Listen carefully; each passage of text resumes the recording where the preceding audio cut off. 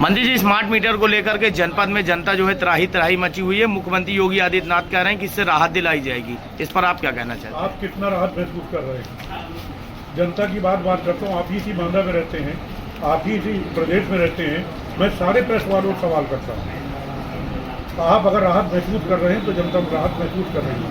राहत नहीं महसूस हो रही है, उनके ऊपर जुल्म किया जा रहा है। ये प्रीपेड जो ये लेकर के आए हैं, स्मार्ट मीटर जो लेकर के आए हैं, ये एक लूटने का साधन है।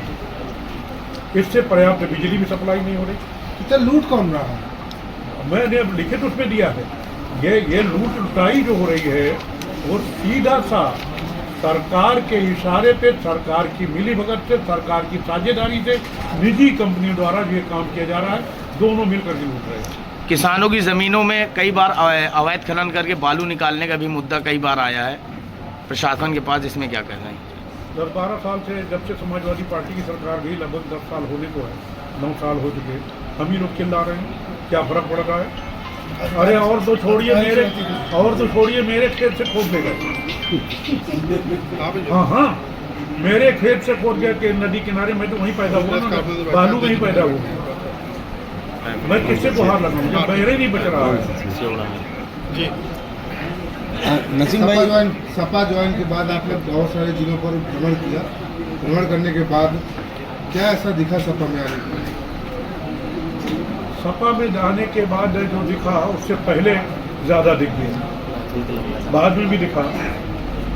जिस तरीके से राष्ट्रीय अध्यक्ष समाजवादी पार्टी के हैं माननीय अखिलेश यादव जी, जो पीडीए के जनक हैं, मैं उनसे जब पहली बार मिलने गया 2012 में, मैं नेता विरोधी दल था, जिस ढंग से वो अपने घर में मिले और वो बाहर का गाड़ी से छोड़ने आए, इसके बाद मैं बार बार उनसे मिलता था। उनके आचरण से, उनके काम करने के तरीके से, मैं विपक्ष का नेता था, नेता विरोधी दल।